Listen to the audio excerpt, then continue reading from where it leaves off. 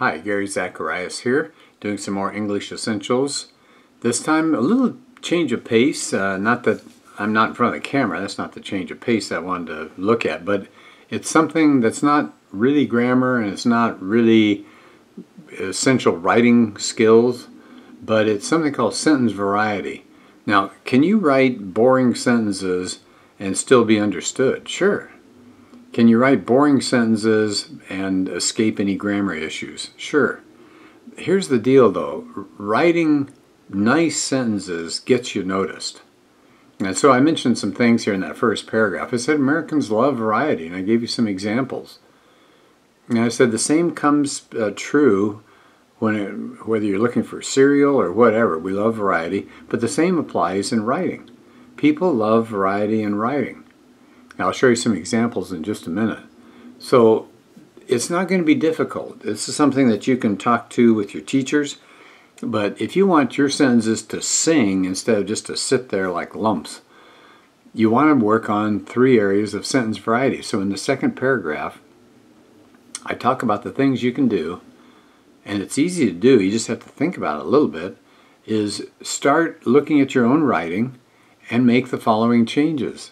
Work on sentence length. In other words, some short, some lengthier sentences.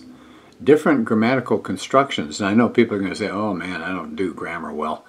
That's all right. I'll show you some examples. Very easy to figure it out. And then you want to change your sentence beginnings. And I'll give you an example. When you're in grade school, you probably wrote like this. I have fun, period. I play with my dog, period. He chases me all over the house, period. Every sentence is kind of the same length.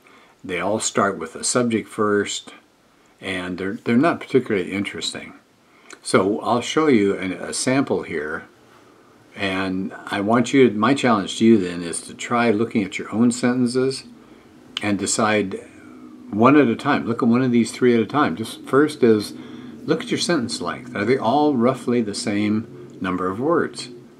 It doesn't need to be that way. Short sentences are fine, but you don't want to write all short sentences. Longer, more difficult sentences are fine, but you don't want to write all of those either. Look at your different grammatical constructions. And I'll explain that one in just a minute.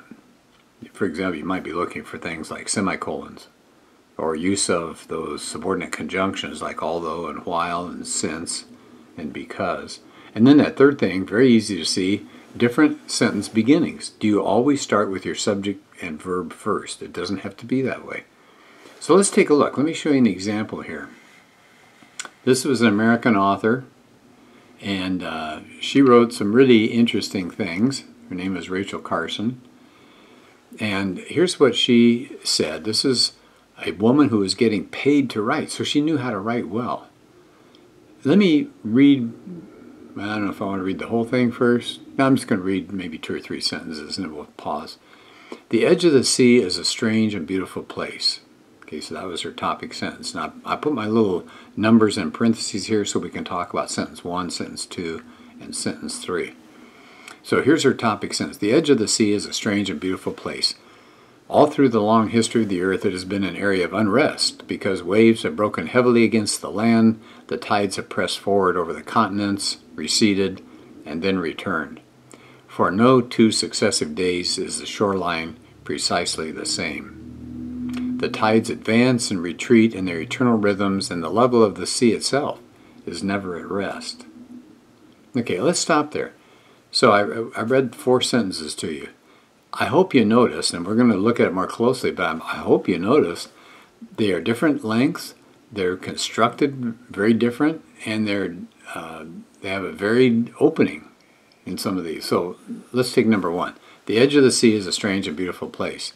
Actually, that's a very ordinary kind of sentence, fairly short, starts with the subject first. The edge of the sea, that's what this whole sentence is about. Not very clever as far as the grammatical part. It's just a single idea. But that's okay. Guess where she put this? She put an easy-to-read sentence where? At the topic sentence slide. Is that a good place to put a fairly easy-to-understand sentence? Sure. Don't get clever and confuse your reader in your topic sentence. She didn't. She started plain. She started simple. But look at number 2. How does that compare as far as, let's just take sentence length? Same or different than number 1? Wow, it's what? It's like 3 times longer. It's huge. Is there a different grammatical structure going on? Yeah, without me going into the details of it, it looks way different. It's got all sorts of different ideas of tides and waves and the history of the earth, so it's a lot going on there. And notice the beginning of the sentence, all through the long history of the earth. That's not the sentence. That's just giving you kind of a background. Then she's off and running. It's been an area of unrest. That's where her main sentence is. So she's even starting with something different. Let me pause at this point. I want to show you something here. Sentence 2 is not long just because she decided she wanted to write a long sentence. Would you take a look? What does sentence 2 cover? What is her topic? What's she talking about? How much time? The long history of the earth, all through the long history of the earth. So she's covering a gazillion number of years here, right? If you're going to talk about a huge amount of time or a huge afternoon full of so many things that you had to do, maybe that's where you want to put a long sentence. So she kind of wears us out because this is a long period of time. Look what's going on here. The waves have smashed up against the land. The tides have come and gone. And this is a long cyclical period of events. And so she makes that a long sentence. Number 3, for no 2 successive days is the shoreline precisely the same. What are we back to again as far as sentence length? There's another short sentence. So she doesn't overload the long sentences. She comes up with a short one. She starts off for no 2 successive days. That's not her subject. Her subject is what? The shoreline doesn't change. The shoreline is her subject. Look where it is. Almost 2/3 of the way through that sentence. So is she doing something different here? Yes, even though it's a fairly short sentence. It doesn't start with the subject like number 1 did. Okay, let's do 4. The tides advance and retreat in their eternal rhythms, and the level of the sea itself is never at rest. Oh, I see a comma and. We talked about that, didn't we? She has 2 ideas here. She didn't have 2 ideas in number 3. She didn't have 2 ideas in number 1. She has 2 separate sentences, joining those. So that's a different grammatical construction. So you see, she's really changing things up here big time. Okay, let's drop down and pick up with 5, and we'll finish this off. So here's what 5 says. It rises or falls as the glaciers melt or grow, as the floor of the deep ocean basins shifts under its increasing load of sediments, or as the Earth's crust along the continental margins warps up or down in adjustment to strain and tension. Well, let me ask you, short sentences or long? Well, this is the longest one. Why is it long? Is it because she just said, oops, time for a long sentence? No, I don't think so. What topics is she talking about here? What things are happening?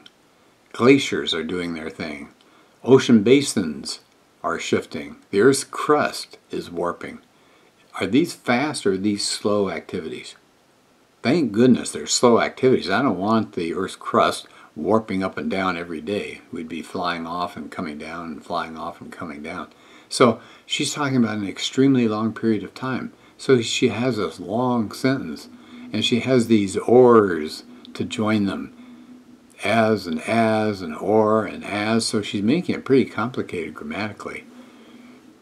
Powerful sentence, huh? Number 6. Today a little more land may belong to the sea, semicolon. Tomorrow it might be the opposite. Listen to that again. Today, semicolon. Tomorrow. Do you see she has 2 ideas there? What's happening right now and what's happening in the future. And that's the first time we've seen a semicolon. So that's varied. That's different. That's kind of what? An in-between length sentence, huh? Here's our last sentence. Always the edge of the sea remains an elusive and indefinable boundary. Notice she's ending kind of on a short sentence again. Is that a good place to put a short sentence? Yeah, I would say so. So she starts with a short sentence, ends with a short sentence, so she doesn't lose the reader, and then she goes crazy in the middle of it and has these extremely long sentences to cover all the long periods of time. So I hope that gives you an idea of the sentence length and the different grammatical constructions and the ways that you can begin your sentence that aren't always subject first. And all I can say is take a look at your own writing sometime. Just take one item at a time on this page. Look at the sentence length. Just eyeball it. Just take a look. Are they all kind of the same? Maybe you can combine two of the shorter ones. Maybe you can take a new idea and attach it and make a longer sentence. But don't do it just randomly. Have a long sentence if you think the topic deserves an extended explanation. Maybe different grammatical constructions. Try a semicolon. Try a comma but, comma and. Then third, look at the beginnings. Do you always start with the subject first? She ran. He studied. They argued. Right? You're just going subjects and verbs first. You can put all sorts of things in English at the beginning. And so try them out. Try them out in your own writing before you turn something in. Talk to a tutor. Show her a paragraph maybe and say, how's my sentence variety here? And the two of you might be able to go over it together. All right, well, I thank you for watching this video. I'm Gary Zacharias, and take care. Have a good day.